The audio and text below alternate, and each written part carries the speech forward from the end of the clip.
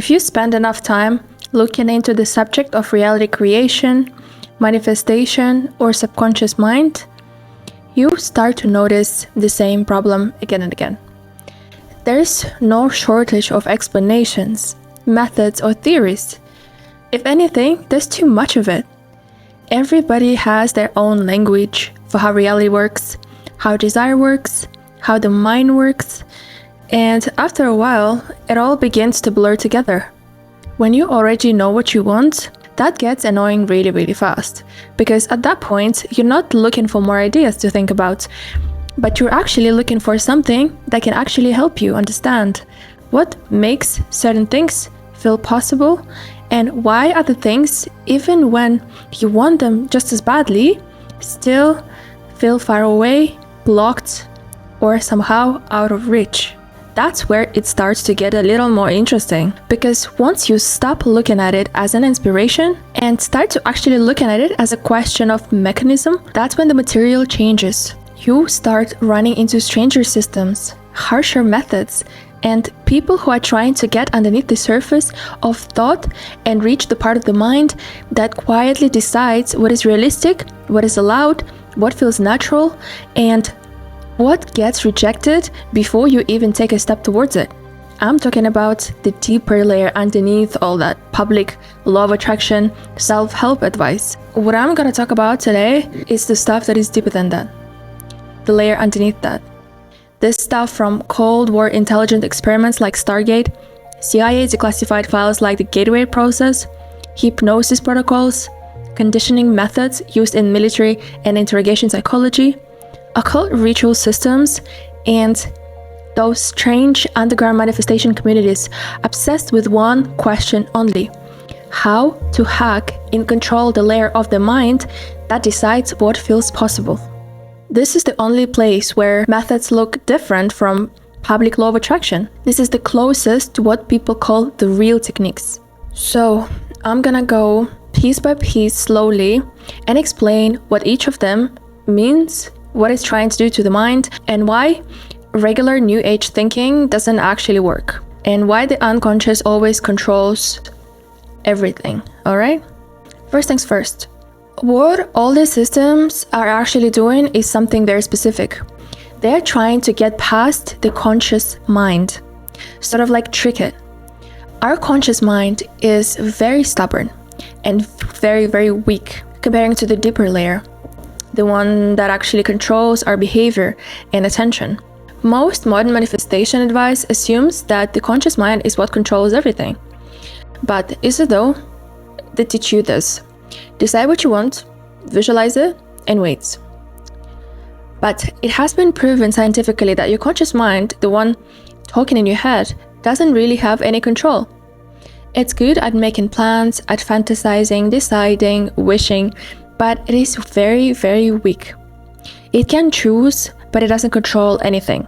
So the whole system fails because it only achieves the first step. The rest won't actually be achievable with your conscious mind. So even on the first step, when you decide what you want, your subconscious mind is going to contradict everything. For example, you think consciously, I want to become a famous actress. Your unconscious mind then starts contradicting. That kind of visibility is risky. It is humiliating and unrealistic, or it's not meant for you. You won't even notice how you unconsciously slow yourself down in 100 different ways. So you think you're manifesting one thing, but you're actually transmitting a mixed signal. It's like, imagine you're pressing gas and brakes at the same time. Your system is protecting the identity it knows very well. So your conscious mind gives instructions, and your unconscious mind decides what actually happens. That's why you can wish for years and years and still nothing will happen. The real trick is not to figure out how to convince yourself that you deserve to have whatever it is that you want to have, but how to correctly give instructions to the part of your brain that doesn't understand words. That's the game. To understand any occult or subconscious methods, you need to separate two things that most people mix together: conscious and unconscious mind. They are two different parts of you that don't work the same way. Conscious mind, That's the voice you hear in your head all the time. It speaks in words, it wants stuff, it analyzes everything, like, maybe I shouldn't do this. It compares what's better, what's cheaper. It judges and it tries to control everything. We all know this voice. It's always there, talking to itself all the time. But it's not very stable or reliable because it gets influenced by so many different things, like fear of what other people might think, comfort, external comments and opinions, just random thoughts. So it can choose a goal, but it cannot hold it because it's influenced by so many different things. So this part of your brain has a very little control over your life. Now, unconscious mind. That's the part you don't hear, but it decides everything. It doesn't speak in words. It speaks in feelings, associations, what feels right or wrong in your body. So if something feels normal, it accepts it without questioning. If something feels unnatural, it rejects it even if you say that you want it. It runs all the things that you have no control over with your conscious mind. Like what kind of life feels realistic and achievable for you, what kind of group of people you could belong to, how much money you're allowed to have, and how much would be dangerous, how visible you're allowed to be. It stores all these things in your body through neural pathways. So what we need to do is to stop forcing with logic and learn how to speak to the unconscious mind in a language that it actually understands. Symbol, state, emotion, repetition, images, rhythm, and so on and so forth. This is why all these ancient rituals look so weird. They're actually using the mind's native language. When you hear the word ritual, what do you imagine?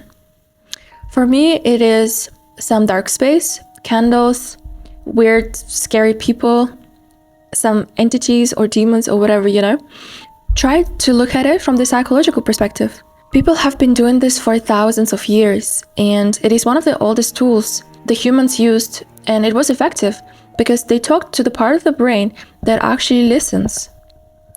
In a normal state, your mind is distracted. It's half focused, and you cannot install any idea because your brain won't register it. It will not go deep, but will stay on the surface where it will get lost with 1,000 of other thoughts and ideas. And a ritual is a psychological technology for moving the mind from ordinary mode into the charged mode. It doesn't focus on the object, but on the state that you enter. So imagine this. You repeat something on purpose, you move slowly in a specific rhythm, you focus on a specific action. Your brain goes quiet and concentrates because it's no longer a familiar action or environment. It starts to pay attention because when you repeat something deliberately, the brain flags it as important. For example, graduation. Why do you think we need the ceremony, special clothes, celebrations, speeches? Because without a ritual, your brain won't feel the transition. The ritual tells you, it's important, pay attention here. The same thing with weddings, religion. We participate in rituals all the time. We use it when we need something to go deep because normal thinking is just too superficial. So it's not about magic or spirits or entities. It's all about changing the state so your unconscious mind can hear you for a moment. In chaos magic, they use the term gnosis. Gnosis is the moment where your mind stops arguing so that something can get in without being questioned. And I don't mean an entity, nothing like that. I mean an idea. Usually every new idea hits the resistance of your conscious mind. It's automatic and you cannot turn it off at will. It works something like this. You think, I want to meet a man of my dreams in 3 days' time. Your conscious mind goes, this will never happen. This is the stupidest idea I've ever heard. You're not good enough for something like that. Gnosis is when that automatic filter turns off for a second, and in that second, the deeper mind becomes open. There are two main ways people reach that state. One is through stillness, like when you're in a deep meditation state, or when you just sit still without any distractions. At some point, your mind will just go blank because it will run out of energy. Another way is through intensity, like really strong emotion, fear, or a rhythm or adrenaline. When the experience is strong enough, subconscious part of your brain cannot keep up. So it switches off the analysis and it opens up raw perception. So the normal pattern is interrupted and the mind becomes impressionable. Ancient ritual systems knew this and they didn't care about how ridiculous it looked. All they cared about was that it put the brain into the right state.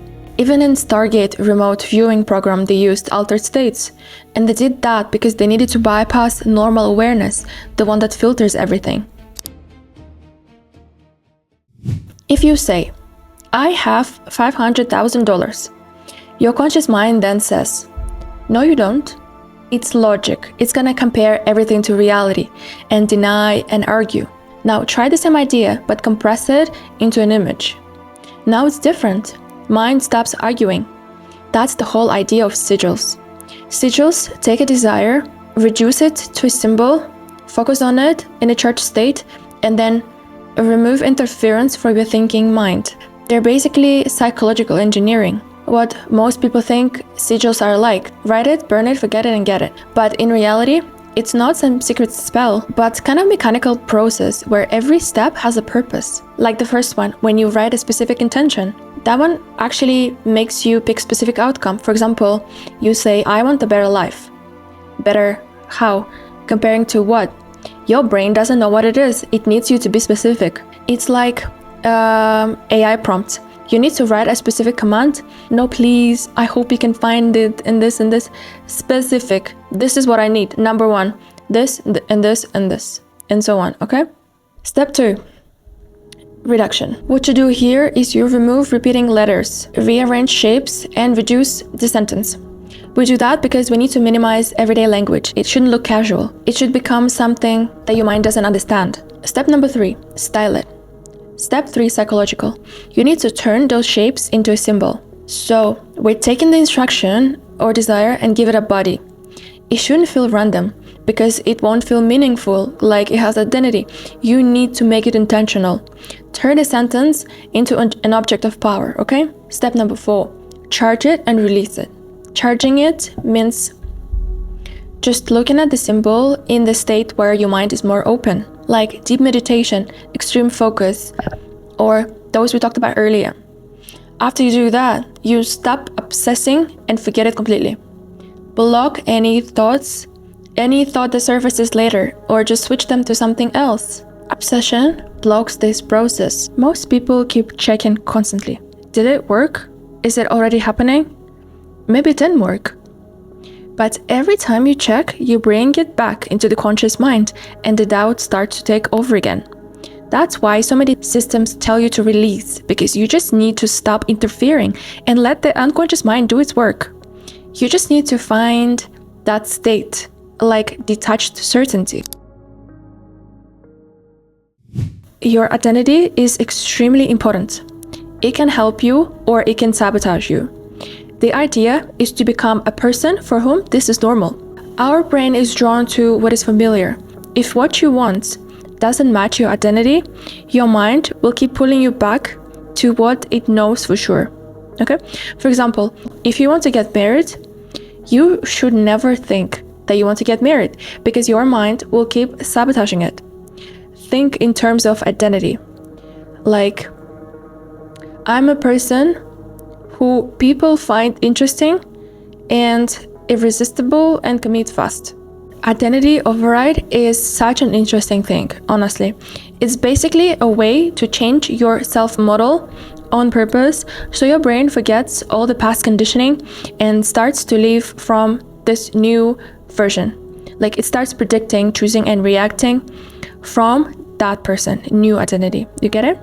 Basically, new conditioning, state control, and evidence engineering. I'm not gonna tell you how to use it to control other people, okay? Don't do anything unethical. Only for personal self-engineering. So what we need to do is we need to teach our system to override our identity. And how do we do that? First, understand that our enemy is not our negative thoughts. Thoughts don't even matter that much. It's actually our inner security system.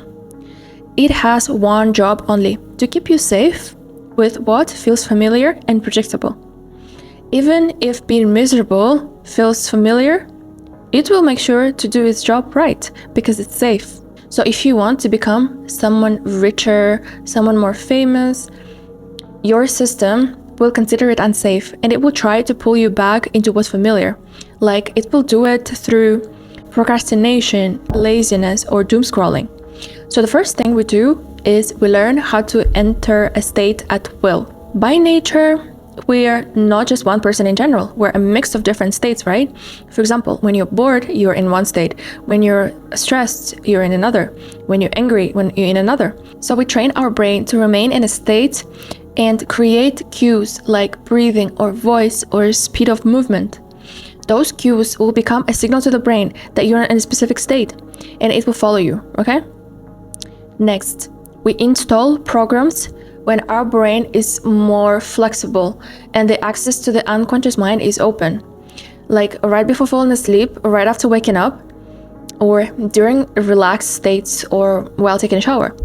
Every day, one quick visualization. Same thing every day. Simple. Next, reinforcement design.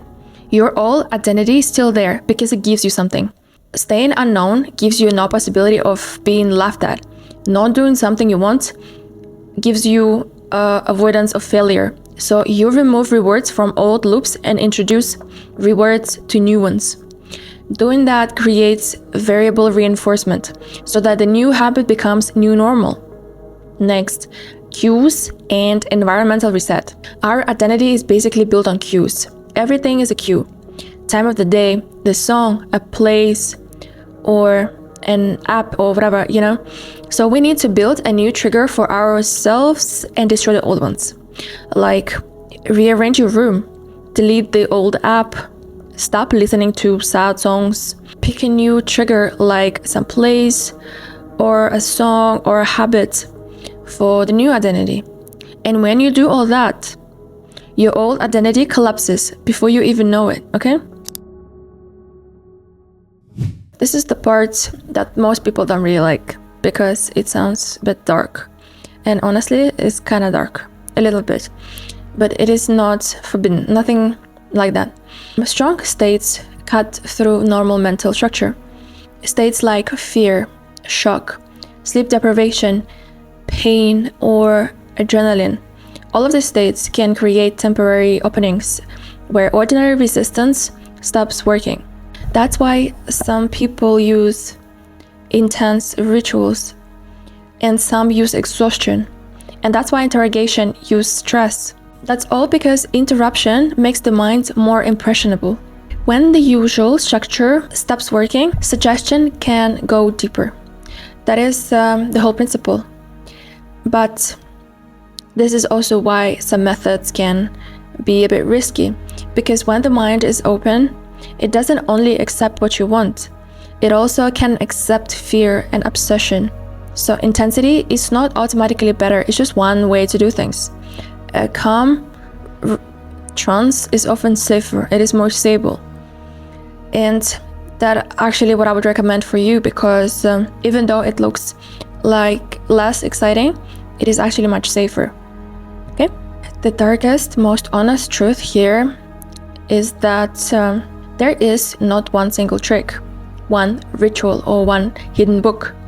The truth is that the methods themselves are not really the real power. The real power is the fact that the mind obeys what it is repeatedly immersed in. And that's basically it. Your system becomes the shape of what you live inside. It can be humiliation, obsession, fear, love, expectation. Whatever your inner world keeps repeating, your life starts building around. Occult systems understand this. Manifestation, propaganda systems, psychological conditioning, branding, they all understand this. Different language, but same mechanism. Imprint, identity, behavior, outcome. And once that really becomes clear to you, you will realize that you don't really want to know how to make reality obey you. You really want to just the answer to one question. What am I repeatedly becoming without noticing? And once you change that, everything will move differently. Thank you guys. See you in the next video.